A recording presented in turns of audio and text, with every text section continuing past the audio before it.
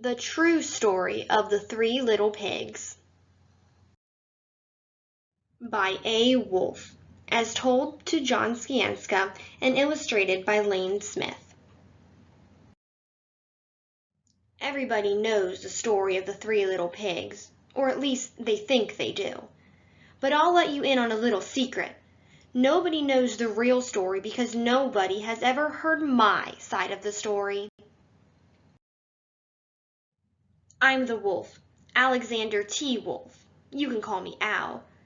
I don't know how this whole big bad wolf thing got started, but it's all wrong. Maybe it's because of our diet.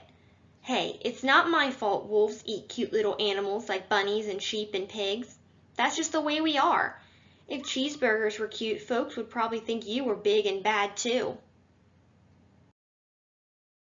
But like I was saying, the whole big bad wolf thing is all wrong.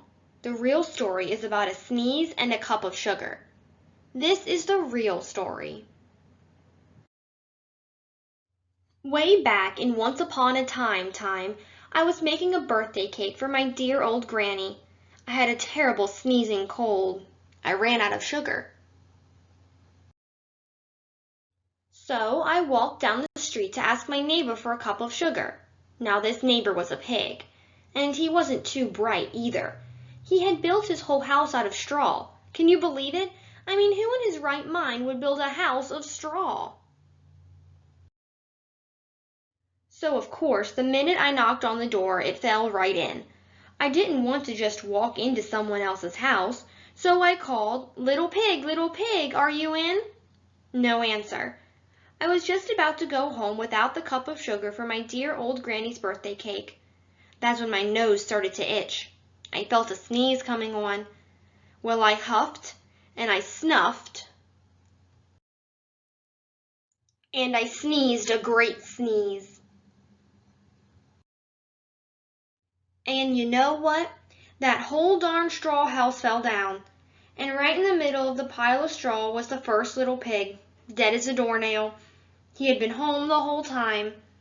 It seemed like a shame to leave a perfectly good ham dinner lying there in the straw, so I ate it up. Think of it as a big cheeseburger just lying there. I was feeling a little better, but I still didn't have my cup of sugar, so I went to the next neighbor's house. This neighbor was the first little pig's brother. He was a little smarter, but not much. He had built his house of sticks. I rang the bell in the stick house. Nobody answered. I called, Mr. Pig, are you in?" He yelled back, "Go away, Wolf. You can't come in. I'm shaving the hairs on my chinny chin chin." I had just grabbed the doorknob when I felt another sneeze coming on. I huffed and I snuffed and I tried to cover my mouth, but I sneezed a great sneeze. And you're not going to believe it, but this guy's house fell down just like his brother's. When the dust cleared, there was the second little pig, dead as a doornail, Wolf's honor. Now you know food will spoil if you just leave it out in the open, so I did the only thing there was to do. I had dinner again. Think of it as a second helping. I was getting awfully full, but my cold was feeling a little better, and I still didn't have that cup of sugar for my dear old granny's birthday cake, so I went to the next house. This guy was the first and second little pig's brother. He must have been the brains of the family. He had built his house of bricks. I knocked on the brick house. No answer. I called, Mr. Pig, are you in?" And do you know what that rude little porker answered? "Get out of here, Wolf. Don't bother me again." Talk about impolite. He probably had a whole sack full of sugar, and he wouldn't give me even one cup for my dear sweet old granny's birthday cake. What a pig. I was just about to go home and maybe make a nice birthday card instead of a cake when I felt my cold coming on.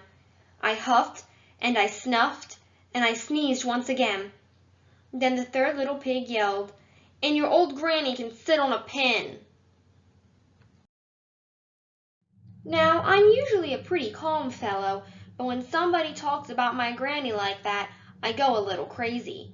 When the cops drove up, of course I was trying to break down this pig's door, and the whole time I was huffing and puffing and sneezing and making a real scene. The rest, as they say, is history. The news reporters found out about the 2 pigs I had for dinner. They figured a sick guy was going to borrow a cup of sugar didn't sound very exciting, so they jazzed up the story with all that huff and puff and blow your house down. And they made me the big bad wolf.